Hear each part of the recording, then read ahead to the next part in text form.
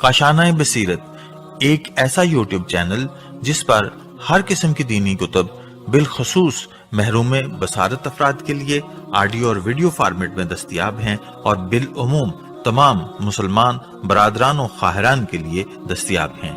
इसलिए आपसे गुजारिश है कि बेल आइकन को प्रेस करके हमारे इस चैनल को जरूर सब्सक्राइब कीजिए ताकि आइंदा आने वाली हर किताब आपको बर वक्त मिलती रहे। काशाना बसीरत, काशाना बसीरत, काशाना बसीरत, काशाना बसीरत। बिस्मिल्लाहिर्रहमानिर्रहीम। अस्सलाम वालेकुम सामीन, उम्मीद है आप सब खैरियत से होंगे। यह है काशाना बसीरत का यूट्यूब चैनल जहाँ पर हम किताब पढ़ रहे हैं अली अलैहिस्सलाम से मेहदी अलैहिस्सलाम तक आइम्मा अहले बैत अलैहिमुस्सलाम की सीरत और उनकी ज़िंदगी पर एक ये जामे किताब है जिसके मौलिफ़ आयतुल्लाह बाकर शरीफ अल करशी हैं और ये है रीडिंग का पार्ट नंबर 8। हम इससे पहले पार्ट नंबर 7 में पढ़ रहे थे कि जब ईद गदीर के हवाले से गदीर में जो कि रसूल पाक सल्लल्लाहु अलैहि वसल्लम ने खुतबा दिया वो भी हमने पढ़ लिया। उसके बाद एक हेडिंग आई थी जिसमें अबदी गम कि जिसमें रसूल पाक सल्लल्लाहु अलैहि वसल्लम को के हवाले से उनको जो बुखार हुआ और उनकी तबीयत ख़राब हुई और वो सारी तफसीलात जो कि आप लोग मेरे साथ पढ़ रहे हैं वो यकीनन जानते होंगे। और हम पढ़ते हुए पहुँचे थे जन्नत का सफ़र, ये हेडिंग है, ये हम अब इस नशिस्त में पढ़ने जा रहे हैं। इससे पहले हमने एक और हेडिंग जो आपको याद होगी कि हम जुमेरात के हवाले से पढ़ा था। एक तो हमने ये कहा था कि अबदी गम और जुमेरात मुसीबत का दिन, ये हेडिंग पढ़ चुके हैं। और अब हेडिंग है जन्नत का सफ़र। लिखा है अब रसूल अल्लाह सल्लल्लाहु अलैहि वसल्लम लुत्फ़ इलाही से आसमान की तरफ रहलत करने वाले थे। जिस नूर से दुनिया मुनव्वर थी वो जन्नत की तरफ मुंतकिल होने जा रहा था। मलकुल मौत आप सल्लल्लाहु अलैहि वसल्लम की रूह को लेने के लिए रसूल अल्लाह सल्लल्लाहु अलैहि वसल्लम से करीब हो रहे थे। लिहाजा आप सल्लल्लाहु अलैहि वसल्लम ने अपने वसी और अपने शहर इल्म के दरवाजे से मुखातिब होकर फरमाया इन्वर्टेड कॉमा मेरा सर अपनी आगोश में रख लो, अल्लाह का अमर आ चुका है, जब मेरी रूह परवास कर जाए तो मुझे रख देना, इससे अपना चेहरा मस करना, मुझे क़िबला रूह कर देना, तुम मेरे वली अम्र हो, तुम मुझ पर सबसे पहले सलावात भेजने वाले हो और मुझे दफन करने तक मुझे न छोड़ना और अल्लाह से मदद मांगो। इन्वर्टेड कॉमा यहाँ पर क्लोज हो गया। फिर लिखा है इमाम अली अलैहिस्सलाम ने नबी खुदा सल्लल्लाहु अलैहि वसल्लम का सर मुबारक अपनी गोद में रखा। हज़रत सल्लल्लाहु अलैहि वसल्लम का दाहिना हाथ तहतुल हनक ते अलिफ लाम हे नून काफ से हटाकर सीधा किया। अभी कुछ देर ना गुजरी थी कि आप सल्लल्लाहु अलैहि वसल्लम की अजीम रूह परवास कर गई और इमाम अलैहिस्सलाम ने हज़रत सल्लल्लाहु अलैहि वसल्लम के चेहरे अक़दस पर अपना हाथ फेरा।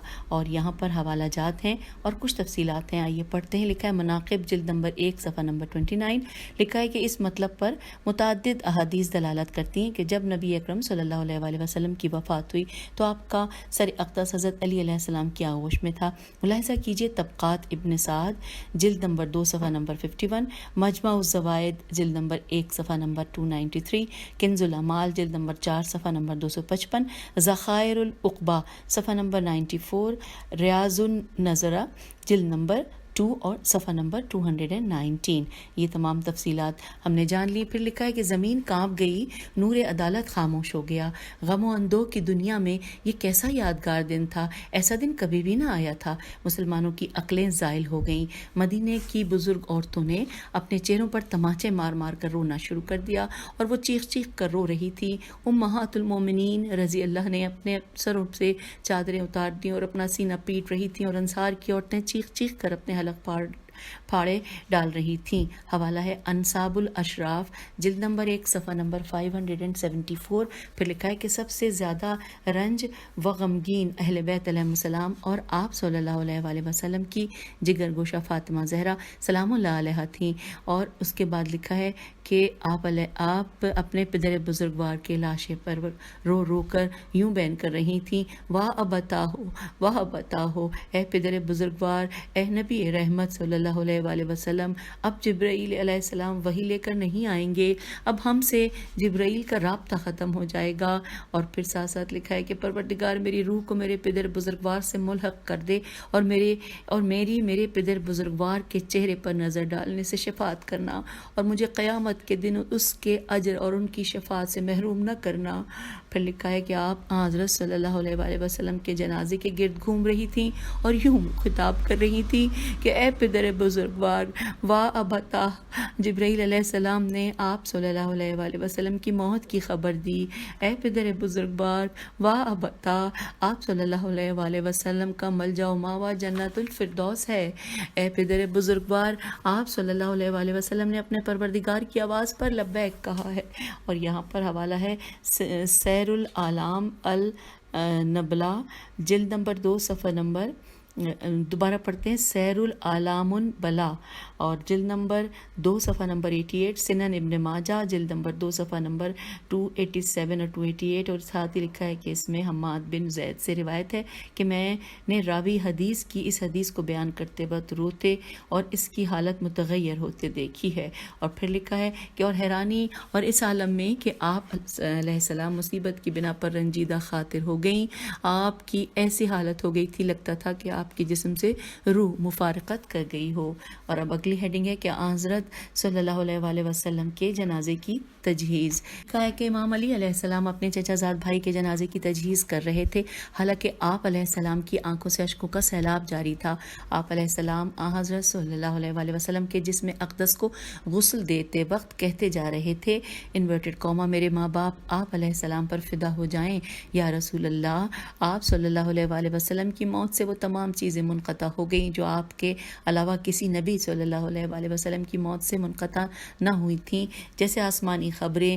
آپ اس طرح سمٹے کہ تمام لوگوں سے گوشہ نشین ہو گئے اور اس طرح پھیلے کہ لوگ آپ صلی اللہ علیہ وآلہ وسلم کی نظر میں یکساں ہو گئے۔ آپ صلی اللہ علیہ وآلہ وسلم نے صبر کا حکم نہ دیا ہوتا اور نالہ فریاد کرنے سے نہ روکا ہوتا تو روتے روتے ہماری آنکھوں سے آنسو ختم ہو گئے ہوتے اور ہم بیمار ہو جاتے، انورٹڈ کوما کلوز۔ یہاں پر حوالہ ہے نہج البلاغہ جلد نمبر 2 صفحہ نمبر 255۔ آئیے آگے چلتے ہیں۔ لکھا ہے غسل دینے کے بعد آپ علیہ السلام نے حضرت صلی اللہ علیہ وآلہ وسلم کے جسم اطہر کو کفن پہنایا اور تابوت میں رکھا، جسم اطہر پر نماز جنازہ۔ اب یہ ہیڈنگ ہے۔ لکھا ہے سب سے پہلے اللہ نے عرش پر ملائکہ کو حضرت صلی اللہ علیہ وآلہ وسلم کی نماز جنازہ پڑھنے کا حکم دیا۔ اس طرح جبرائیل علیہ السلام، پھر اسرافیل اور اس کے بعد ملائکہ نے گروہ گروہ کر کے نماز جنازہ ادا کی۔ جب مسلمان نبی خدا صلی اللہ علیہ وآلہ وسلم کے جنازے پر نماز جنازہ پڑھنے کے لیے بڑھے تو امام علی علیہ السلام نے ان سے فرمایا کہ تم میں سے کوئی امامت کے لیے آگے نہ بڑھے، اس لیے کہ آپ صلی اللہ علیہ وآلہ وسلم حیات اور ممات دونوں میں امام علیہ السلام ہیں۔ حوالہ ہے حلیۃ الاولیاء جلد نمبر 4 صفحہ نمبر 77۔ پھر لکھا ہے لہٰذا وہ لوگ ایک ایک گروہ کر کے نماز ادا کر رہے تھے اور ان کا کوئی پیش امام نہیں تھا۔ مخصوص طور پر مولا کائنات حضرت علی علیہ السلام نے نماز جنازہ پڑھائی اور وہ لوگ صف بصف نماز پڑھ رہے تھے اور امام علیہ السلام کے قول کو دہراتے جا رہے تھے، جس کی نص یہ ہے، انورٹڈ کوما، سلام ہو آپ صلی اللہ علیہ وآلہ وسلم پر، اے اللہ کے نبی صلی اللہ علیہ وآلہ وسلم، اور اس کی رحمت اور برکت ہو آپ صلی اللہ علیہ وآلہ وسلم پر۔ بے شک ہم گواہی دیتے ہیں کہ جو کچھ آپ پر نازل ہوا وہ آپ صلی اللہ علیہ وآلہ وسلم نے پہنچا دیا، امت کی خیر خواہی کی، اللہ کی راہ میں جہاد کیا، یہاں تک کہ اللہ نے آپ صلی اللہ علیہ وآلہ وسلم کے دین کو قوی اور مضبوط بنایا اور اس کی بات مکمل ہو گئی۔ اے خدا، ہم کو ان لوگوں میں سے قرار دے کہ جن پر تو نے نازل کیا اور انہوں نے اس کی اتباع کی، ہم کو بعد میں اس پر ثابت قدم رکھ اور ہم کو اس آخرت میں ایک جگہ جمع کرنا۔ انورٹڈ کوما کلوز ہو گیا۔ نماز گزار کہہ رہے تھے آمین۔ اور یہاں پر حوالہ ہے کنز الاعمال جلد نمبر 4 صفحہ نمبر 54۔ پھر لکھا ہے کہ مسلمان نبی اکرم صلی اللہ علیہ وآلہ وسلم کے جنازے کے پاس سے گزرتے ہوئے ان کو وداع کرتے جا رہے تھے۔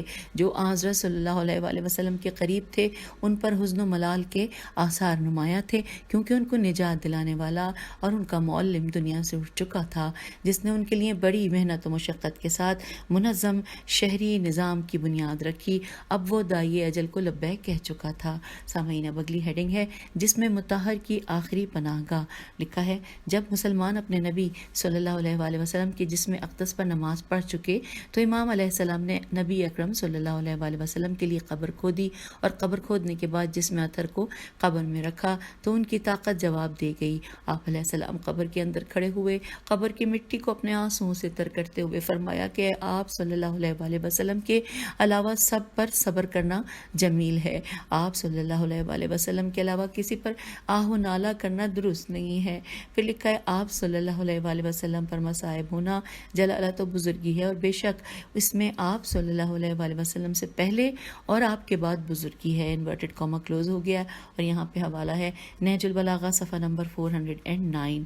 پھر لکھا ہے کہ اس یادگار دن میں عدالت کے پرچم لپیٹ دیے گئے، ارکان حق کانپ گئے، اور کائنات کو نورانی کرنے والا نور ختم ہو گیا۔ وہ نور ختم ہو گیا کہ جس نے انسانی حیات کی روش کو اس تاریخ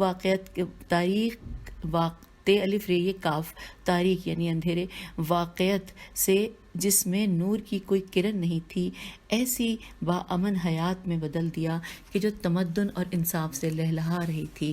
اس میں مظلوموں کی آہیں اور محروموں کی کراہیں مٹ رہی تھیں، خدا کی نیکیاں بندوں پر تقسیم ہو رہی تھیں، جن نیکیوں کا کوئی شخص اپنے لیے ذخیرہ نہیں کر سکتا۔ اب یہاں پر آ گیا ہے اگلی ہیڈنگ ہے ثقیفہ کا اجلاس۔ لکھا ہے دنیائے اسلام میں مسلمانوں کا کبھی اتنا سخت امتحان نہیں لیا گیا کہ جتنا سخت امتحان ثقیفہ کے ذریعے لیا گیا، اور وہ ثقیفہ جس سے مسلمانوں کے درمیان آگ بھڑک اٹھی اور ان کے درمیان قتل و غارت کا دروازہ کھل گیا۔ انصار نے رسول اللہ صلی اللہ علیہ وآلہ وسلم کی وفات کے دن ثقیفہ بنی ساعدہ میں میٹنگ کی، جس میں انہوں نے اوس اور خزرج کے قبیلوں کو شریک کر کے یہ طے کیا کہ خلافت ان کے درمیان سے نہیں جانی چاہیے۔ مدینے والوں کو مہاجرین کا اتباع کرتے ہوئے حضرت علی علیہ السلام کی بیعت نہیں کرنی چاہیے، جن کو رسول اللہ صلی اللہ علیہ وآلہ وسلم نے خلیفہ بنایا تھا، اور غدیر خم کے میدان میں علی اعلان ان کو خلیفہ معین فرمایا تھا۔ انہوں نے ایک ہی گھر میں نبوت و خلافت کے جمع ہونے کا انکار کیا، جیسا کہ بعض بزرگان نبی خدا صلی اللہ علیہ وآلہ وسلم کے حضرت علی علیہ السلام کے حق میں نوشتہ لکھنے کے درمیان حائل ہوئے، اور انہوں نے نبی خدا صلی اللہ علیہ وآلہ وسلم کے فرمان کو نافذ کرنے کے بجائے اس کو ترک کر دیا۔ نیکسٹ پیراگراف میں لکھا ہے کہ بہرحال رسول خدا صلی اللہ علیہ وآلہ وسلم کے لشکر میں انصار طاقت و قوت کے اعتبار سے اصل ستون سمجھے جاتے تھے، لیکن رسول اللہ صلی اللہ علیہ وآلہ وسلم کی رحلت کی وجہ سے قریش کے گھروں میں رنج و غم اور ماتمی لباس عام ہو چکا تھا، لہٰذا جو افراد انصار سے بےحد بغض و کینہ رکھتے تھے، انہوں نے انصار کے ڈر کی وجہ سے اجلاس منعقد کرنے میں بہت ہی عجلت سے کام لیا۔ حباب بن منظر کا کہنا ہے کہ ہمیں اس بات کا ڈر تھا کہ تمہارے بعد وہ لوگ ہم سے ملحق ہو جائیں گے کہ جن کی اولاد، آباء و اجداد اور ان کے بھائیوں کو ہم نے قتل کیا ہے۔ حوالہ ہے حیات الامام الحسین علیہ السلام، جلد نمبر 1 صفحہ نمبر 235۔ پھر لکھا ہے حباب کی دی ہوئی خبر محقق ہوئی، چونکہ کم مدت والے خلفاء کی حکومت ختم نہیں ہوئی تھی کہ امویوں نے حکومت کی باغ دوڑ سنبھال لی۔ امویوں نے ان کو بہت زیادہ ذلیل و رسوا کیا۔ امیر شام نے تو ظلم و ستم کرنے میں انتہا ہی کر دی کہ جب اس کا بیٹا یزید تخت حکومت پر بیٹھا تو اس نے ان پر ظلم و ستم کیے اور ان کی آبرو ریزی کی، ان کو سخت ایذا و تکلیف پہنچائی۔ اس نے واقعہ حرہ میں، جس کی تاریخ میں کوئی مثال نہیں ملتی، ان کے اموال، خون اور آبرو ریزی کو مباح کر دیا تھا۔ بہرحال کچھ انصار نے سعد کو خلافت کا حق دار قرار دیا، اور کچھ نے قبیلہ اوس کے سردار ہجے کرتے ہیں، خے پہ پیش ہے، پھر زواد ہے، اور پھر یہ خزیر بن اسید الف پہ پیش ہے، اسید کو خلافت کے لیے بہتر سمجھا۔ انہوں نے قبیلہ سعد یعنی خزرج سے سخت بغض و کینے کی وجہ سے اس کے لیے بیعت سے انکار کیا۔ ان دونوں کے مابین بہت گہرے اور پرانے تعلقات تھے۔ اویم عین واو یہ میم، اویم بن ساعدہ اور معن میم عین نون معن بن عدی انصار کے ہم پیمان کو بہت جلد ثقیفے میں رونما ہونے والے واقعات سے حضرات ابو بکر رضی اللہ و عمر رضی اللہ کو آگاہ کیا، تو یہ دونوں جو فضا و فضا جیم زے عین فے زے عین کرتے ہوئے جلدی سے سقیفہ پہنچے۔ وہ دونوں انصار پر اس طرح دھاڑے کہ جو کچھ ان کے ہاتھوں میں تھا وہ زمین بوس ہو گیا، ساتھ کا رنگ اڑ گیا۔ حضرت ابوبکر رضی اللہ و انصار کے مابین گفتگو ہونے کے بعد حضرت ابوبکر رضی اللہ کے گروہ نے اٹھ کر یعنی کہ ان کے بعد بریکٹ میں لکھا ہے کہ ابوبکر رضی اللہ کی بیعت کر لی، اور اس بیعت کے اصل ہیرو حضرت عمر رضی اللہ تھے۔ لوگوں کو اپنے ہمنشین کی بیعت کے لیے ابھارا۔ حضرت ابوبکر رضی اللہ اپنے گروہ کے ساتھ سقیفے سے نکل کر مسجد رسول صلی اللہ علیہ وآلہ وسلم تک تکبیر و تحلیل کے سائے میں پہنچے۔ اس بیعت میں خاندان رسالت، اسی طرح بڑے بڑے صحابہ جیسے عمار بن یاسر رضی اللہ، ابو ذر رضی اللہ اور مقداد کے ووٹ باطل قرار دے دیے گئے۔ اور سامعین، اور اب ہم اگلی ہیڈنگ پڑھنے جا رہے ہیں، ابو بکر رضی اللہ کی بیعت کے متعلق امام علیہ السلام کا رد عمل۔ لکھا ہے کہ تمام مورخین اور راویوں کا اس بات پر اتفاق ہے کہ امام علیہ السلام ابو بکر رضی اللہ کی بیعت سے سخت ناراض تھے، کیونکہ آپ علیہ السلام اس سے زیادہ سزاوار اور حقدار تھے۔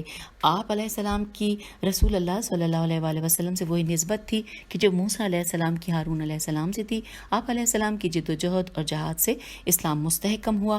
آپ علیہ السلام اسلام کے سلسلے میں بڑے بڑے امتحانات سے گزرے۔ نبی اکرم صلی اللہ علیہ وآلہ وسلم نے آپ علیہ السلام کو اپنا بھائی کہہ کر پکارا اور مسلمانوں سے فرمایا کہ من کنت مولا ہو فعلی مولا، لیکن انہوں نے بیعت کرنے سے منع کیا۔ حضرات ابو بکر رضی اللہ اور عمر رضی اللہ نے آپ علیہ السلام سے زبردستی بیعت لینے کی کوشش کی۔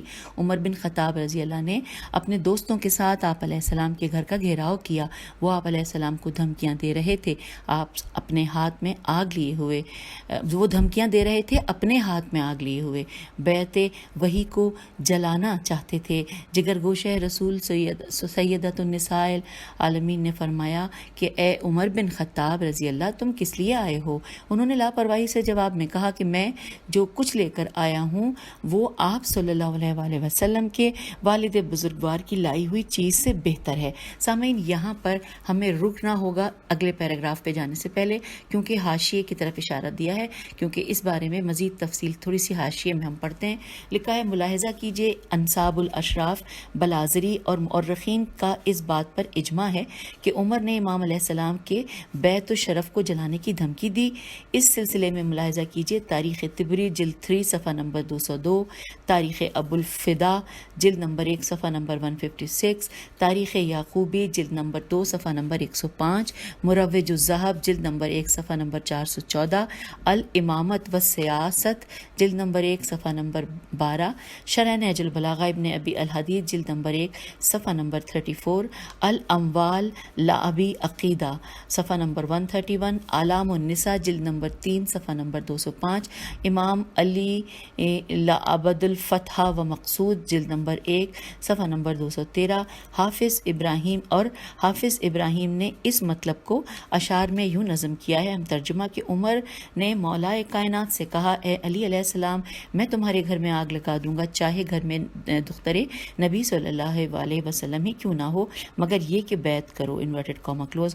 عمر کے علاوہ شاہ سوار عرب کے سامنے کسی میں ایسی بات کہنے کی جرت نہیں تھی۔ یہ سب ہم نے حاشیے میں پڑھ لیا، اور اب آئیے واپس صفحے کی جانب کہ جہاں سے ہم حاشیے میں آئے تھے۔ تو لکھا ہے کہ بڑے افسوس کی بات ہے کہ امت مسلمہ جناب فاطمہ زہرا سلام اللہ علیہ کے سامنے ایسا سلوک کرے۔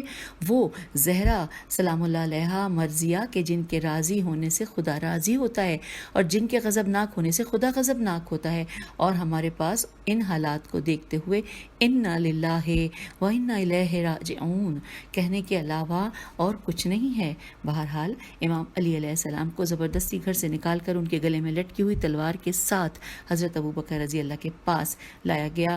اس کے گروہ نے چیخ کر کہا کہ ابو بکر رضی اللہ کی بیعت کرو، ابو بکر رضی اللہ کی بیعت کرو۔ یہ 2 دفعہ دہرایا گیا ہے، اور پھر لکھا ہے کہ امام علی علیہ السلام نے اپنی مضبوط و محکم حجت اور اس کی سرکشی کی پرواہ نہ کرتے ہوئے یوں فرمایا کہ میں اس امر میں تم سے زیادہ حقدار ہوں، میں تمہاری بیعت نہیں کروں گا، بلکہ تمہیں میری بیعت کرنا چاہیے۔ تم نے یہ بات انصار سے لی ہے اور تم نے ان پر نبی صلی اللہ علیہ وآلہ وسلم سے قرابت کے ذریعے احتجاج احتجاج پیش کیا ہے اور تم نے بیت کو ہم اہل بیت علیہ السلام سے غصب کر لیا ہے۔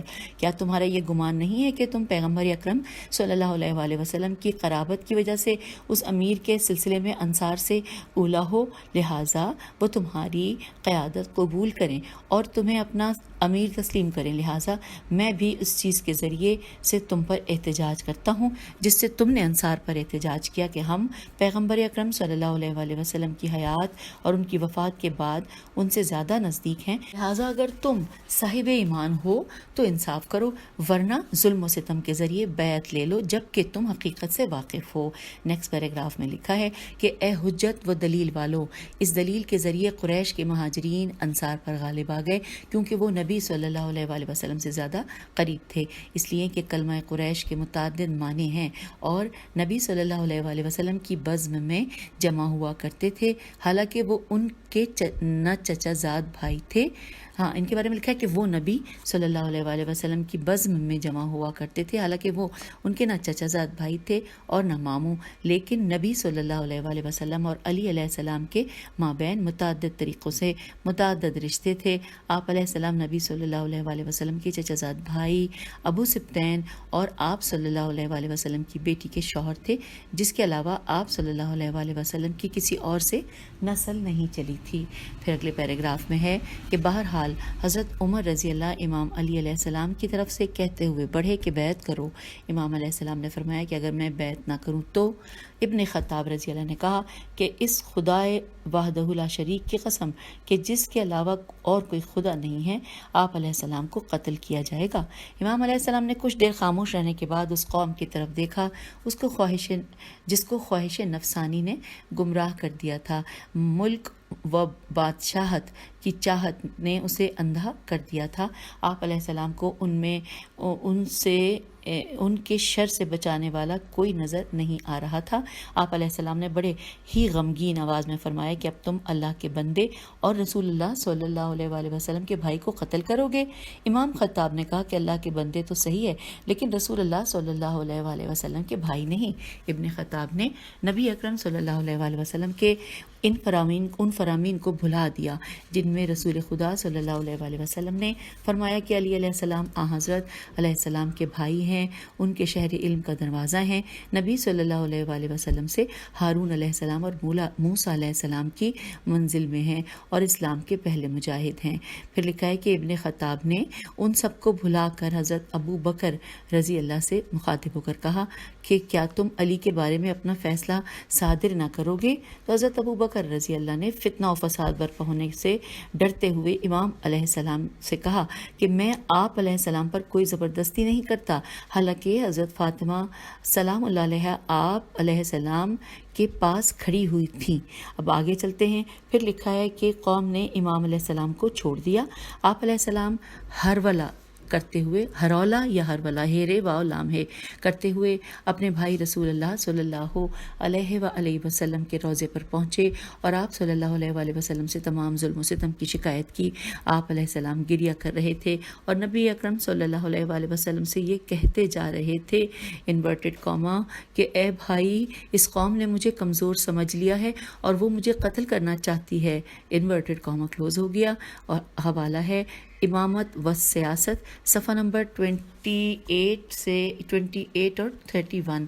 پھر لکھا ہے قوم نے آپ علیہ السلام کو کمزور سمجھ لیا اور آپ علیہ السلام کے سلسلے میں نبی صلی اللہ علیہ وآلہ وسلم کی وصیتوں کا انکار کر دیا۔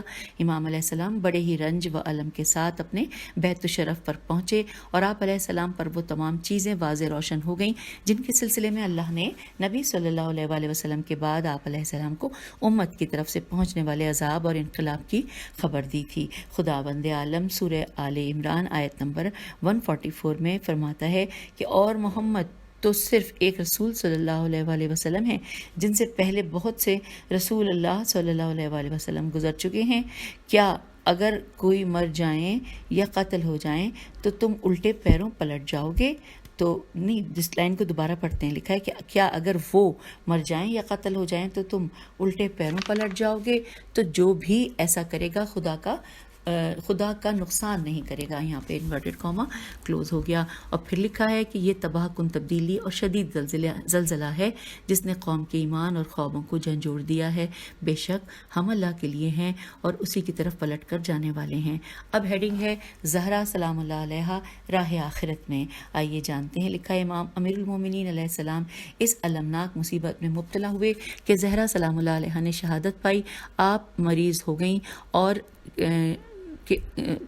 اور سخت مصیبتوں میں گر گئیں. آپ سلام اللہ علیہ عین عالم شباب میں تھی کہ موت نے آپ کا پیچھا کیا. جگر گوشہ رسول صلی اللہ علیہ وآلہ وسلم نے اپنے پدر بزرگوار کی وفات کے بعد طرح طرح کی مصیبتوں کا سامنا کیا کیونکہ امت نبی صلی اللہ علیہ وآلہ وسلم کی نگاہ میں آپ علیہ السلام کی منزلت کو فراموش کر چکی تھی. اس نے آپ کے ترکے کو غصب کر لیا تھا، گھر پر قبضہ کر لیا. آپ علیہ السلام نے ابن ام کو وصیت کی کہ من جملہ یہ کہ آپ سلام اللہ علیہ کے حق کو چھیننے والے آپ کے جنازے میں نہ آئیں، ان کو رات کی تاریکی میں دفن کیا جائے، قبر کا نشان مٹا دیا جائے تاکہ معلوم ہو جائے کہ آپ سلام اللہ علیہ امت پر کس قدر غضبناک تھیں. بہرحال امام علیہ السلام نے صدیقہ طاہرہ کی آخری رسومات میں آپ کی وصیت کو نافذ فرمایا. آپ سلام اللہ علیہ آنکھوں سے آنسو جاری ہونے کی حالت میں قبر میں اترے اور رسول اللہ صلی اللہ علیہ وآلہ وسلم کو سلام کیا اور ان کو تعزیت پیش کی اور یوں شکوہ شکایت کیا. آئیے ہم اس کو پڑھتے. جو یہ نہج البلاغہ کے میں صفحہ نمبر 182 پر یہ ہے اور لکھا ہے جلد نمبر 2. اور آئیے ہم یہ پڑھتے ہیں ترجمہ انورٹڈ کاما کہ یا رسول اللہ صلی اللہ علیہ وآلہ وسلم آپ کو میری جانب سے اور آپ صلی اللہ علیہ وآلہ وسلم کے جوار میں آنے والی اور آپ سے جلد ملحق ہونے والی آپ کی بیٹی کی طرف سے سلام ہو. یا رسول اللہ صلی اللہ علیہ وآلہ وسلم آپ کی برگزیدہ بیٹی کی رحلت سے میرا صبر و شکیب جاتا رہا، میری ہمت و توانائی نے ساتھ چھوڑ دیا، لیکن آپ صلی اللہ علیہ وآلہ وسلم کی مفارقت کے حادثہ عظما اور آپ صلی اللہ علیہ وآلہ وسلم کی رحلت کے صدمہ جانکاہ پر صبر کر لینے کے بعد مجھے اس مصیبت پر بھی صبر و شکیبائی ہی سے کام لینا پڑے گا، جبکہ میں اپنے ہاتھوں سے آپ صلی اللہ علیہ وآلہ وسلم کو لحد میں نے اتارا اور اس عالم میں آپ کی روح نے پرواز کی کہ آپ صلی اللہ علیہ وآلہ وسلم کا سر میری گردن اور سینے کے درمیان رکھا تھا. انا للہ و انا الیہ راجعون. اب یہ امانت پلٹا لی گئی ہے، گروی رکھی ہوئی چیز چھڑا لی گئی، لیکن میرا غم بے پایاں اور میری راتیں بے خواب رہیں گی یہاں تک کہ خداوند عالم میرے لیے اسی گھر کو منتخب کرے کہ جس میں آپ صلی اللہ علیہ وآلہ وسلم رونق افروز ہے. وہ وقت آ گیا کہ آپ کی بیٹی آپ صلی اللہ علیہ وآلہ وسلم کو بتائیں کہ کس طرح آپ صلی اللہ علیہ وآلہ وسلم کی امت نے ان پر ظلم ڈھانے کے لیے اتحاد کر لیا. آپ ان سے پورے حالات دریافت کیجئے. یہ ساری مصیبتیں ان پر بیت گئیں، حالانکہ آپ صلی اللہ علیہ وآلہ وسلم کو گزرے ہوئے کچھ زیادہ عرصہ نہیں ہوا تھا اور نہ آپ صلی اللہ علیہ وآلہ وسلم کے تذکروں سے زبانیں بند ہوئی تھیں. آپ صلی اللہ علیہ وآلہ وسلم دونوں میرا الوداعی سلام ہو، آپ کو میرا سلام ہو، اور نہ ایسا سلام جو کسی ملول و دل تنگ کی طرف سے ہوتا ہے. اب اگر میں اس جگہ سے پلٹ جاؤں تو اس لیے نہیں کہ آپ صلی اللہ علیہ وآلہ وسلم سے میرا دل بھر گیا ہے، اور اگر ٹھہرا رہوں تو اس لیے نہیں کہ میں اس وعدے سے بدظن ہوں کہ جو اللہ نے صبر کرنے والوں سے کیا ہے. انورٹڈ کاما یہاں پر کلوز ہو گیا. اور پھر لکھا ہے کہ رسول اللہ صلی اللہ علیہ وآلہ وسلم کی امانت کے مفقود ہونے پر امام علیہ السلام کے یہ حزن و غم سے بھرے کلمات تھے کہ جیسا کہ آپ کے کلمات دنیا کی طرف سے پہنچنے والے درد و الم کی حکایت کرتے ہیں. اور امام علیہ السلام نے نبی اکرم صلی اللہ علیہ وآلہ وسلم سے مطالبہ کیا کہ اپنے پارے تن سے امت کی طرف سے پہنچنے والے درد و الم کے متعلق ضرور سوال کریں تاکہ وہ بتا سکیں کہ امت نے آپ صلی اللہ علیہ وآلہ وسلم کو کس طرح ستایا. اور پھر لکھا ہے بہرحال امام علیہ السلام جگر گوشہ رسول صلی اللہ علیہ وآلہ وسلم کو دفن کر کے آئے، جبکہ آپ علیہ السلام بہت زیادہ رنجیدہ تھے، اس لیے کہ قوم نے ان کو معزول کر دیا تھا اور آپ علیہ السلام نے امت سے منہ موڑ لیا اور تمام سیاسی امور سے الگ تھلگ ہو گئے. اور سامعین اب اگلی ہیڈنگ ہے حضرت عمر رضی اللہ کی حکومت. اس حوالے سے لکھا ہے حضرت ابوبکر رضی اللہ کی حکومت کو کچھ ہی دن گزرے تھے اور وہ اپنی حکومت کے 2 سال گزرنے کے بعد بیمار پڑ گئے اور جب ان کو اپنی موت کا یقین ہو گیا تو انہوں نے حکومت اپنے ساتھی حضرت عمر رضی اللہ کے حوالے کر دی۔ بزرگ صحابہ نے کے مابین حضرت عمر رضی اللہ کو ولی بنائے جانے پر بہت زیادہ لڑائی جھگڑا ہوا، مگر یہ کہ حضرت ابوبکر رضی اللہ نے ان کی ایک نہ مانی اور اپنی اسی رائے پر مصر رہے۔ حوالہ ہے حضرت ابوبکر رضی اللہ جب حضرت عمر رضی اللہ کے ولی بنائے جانے پر طلحہ وغیرہ نے انتقاد کیا۔ ملاحظہ کیجیے شرح نہج البلاغہ ابن ابی الحدید جلد نمبر 9 صفحہ نمبر 343۔ اور پھر لکھا ہے کہ اس نے، اب ہم حوالہ پڑھ لیا، آگے چلتے ہیں کہ اس نے حضرت عمر رضی اللہ کے لیے ایک عہد نامہ لکھا کہ جس کو حضرت عثمان رضی اللہ کے حوالے کیا گیا۔ اس نے ان لوگوں کو کے درمیان شائع کیا اور انہیں حضرت عمر رضی اللہ کی بیعت کرنے کی دعوت دی۔ بہرحال حضرت عمر رضی اللہ کو بہت ہی آسانی اور کسی مشکل کے بغیر حکومت مل گئی۔ وہ لوہے سے زیادہ سختی کے ساتھ حکومت پر قابض ہو گئے، سختی کا نام دی جانے والی سیاست کے قائد بن گئے، یہاں تک کہ بڑے بڑے اصحاب کے ساتھ بھی سختی سے پیش آنے لگے۔ مورخین کے بقول وہ حجاج کی تلوار سے بھی زیادہ سخت تھے۔ حضرت عمر حجاج نہیں ہے، حجاج ہے، اس پہ نام ہے، یہ ان کی تلوار سے بھی زیادہ سخت تھے۔ حضرت عمر رضی اللہ کی سخت گیری تمام افراد سے زیادہ تھی۔ وہ شہروں پر مکمل طور پر مسلط ہو گئے۔ حکومتی امور کو چلانے میں وہ اپنی مخصوص سیاست میں منفرد تھے۔ ہم اپنی کتاب حیات الامام میں امیر المومنین علیہ السلام کے دوسرے حصے میں ان کی داخلی، خارجی اور اقتصادی سیاست کو مفصل طور پر بیان کر چکے ہیں۔ اور اب آئیے سامعین، اگلی ہیڈنگ ہے حضرت عمر رضی اللہ پر حملہ۔ لکھا ہے ایرانیوں کے مقابلے میں حضرت عمر رضی اللہ کی مخصوص سیاست تھی، اسی لیے حضرت عمر رضی اللہ ایرانیوں سے نفرت کرتے تھے اور ایرانی حضرت عمر رضی اللہ سے نفرت کرتے تھے۔ ابو لؤلؤ نے حضرت عمر رضی اللہ کی عداوت کو چھپا رکھا تھا۔ ایک دن ان کا حضرت عمر رضی اللہ کے پاس سے گزر ہوا تو حضرت عمر رضی اللہ نے ان سے مذاق کرتے ہوئے کہا کہ مجھے خبر ملی ہے کہ تم یہ کہتے ہو کہ اگر میں ہوا سے چلنے والی چکی بنانا چاہوں تو بنا سکتا ہوں۔ تو یہ جملہ ان کو برا لگا اور انہوں نے غضبناک ہو کر اپنا دفاع کرتے ہوئے یوں کہا کہ میں تیرے لیے ایسی چکی بناؤں گا کہ جس کا لوگوں میں چرچا ہے۔ دوسرے دن انہوں نے حضرت عمر رضی اللہ پر حملہ کر دیا، اور یہاں پر حوالہ ہے مروج الذہب جلد نمبر 2 صفحہ نمبر 212۔ اور پھر لکھا ہے کہ اور اس کو نیزے مارے، اور اس کو تین نیزے مارے، لیکن نیزہ اس کی ناف کے نیچے لگا جس سے اس کی نیچے والی کھال پھٹ گئی۔ اور اس کے بعد ابو لؤلؤ نے اہل مسجد پر حملہ کیا اور 11 آدمیوں کو نیزہ مارا۔ حضرت عمر رضی اللہ کو اٹھا کر اس کے گھر پر لے جایا گیا، حالانکہ اس کے زخم سے خون بہہ رہا تھا۔ اس نے اپنے اطراف والوں سے کہا کہ مجھے کس نے تیر مارا ہے؟ تو مغیرہ کے غلام نے کہا کہ کیا میں نے تم سے نہیں کہا تھا؟ یہ انورٹڈ کاما میں ہے کہ کسی ایرانی کافر کو میرے پاس نہ لانا، لیکن تم نے میری بات نہ مانی۔ انورٹڈ کاما کلوز ہو گیا۔ حضرت عمر رضی اللہ کے اہل و عیال طبیب کو بلا کر لائے تو طبیب نے حضرت عمر رضی اللہ سے کہا کہ تم کون سی شراب پینا زیادہ پسند کرتے ہو؟ عمر نے کہا نبید، نون بے یہ زال، نبیز۔ تو عمر کو وہ شراب پلائی گئی، وہ اس کی بعض آنتوں سے نکل کر باہر آ گئی۔ لوگوں نے کہا کہ پیپ نکل رہا ہے۔ اس کے بعد دودھ پلایا گیا جو اس کی کچھ آنتوں سے باہر نکل گیا۔ یہ دیکھ کر طبیب نے مایوس ہو کر کہا کہ اب تمہارا کوئی علاج نہیں ہو سکتا۔ اور اب یہاں پر حوالہ ہے اصابہ جلد نمبر 2 صفحہ نمبر 462 اور امامت اور السیاست جلد نمبر 1 صفحہ نمبر 21۔ اب آئیے سامعین، اگلی ہیڈنگ ہے شورا کا نظام۔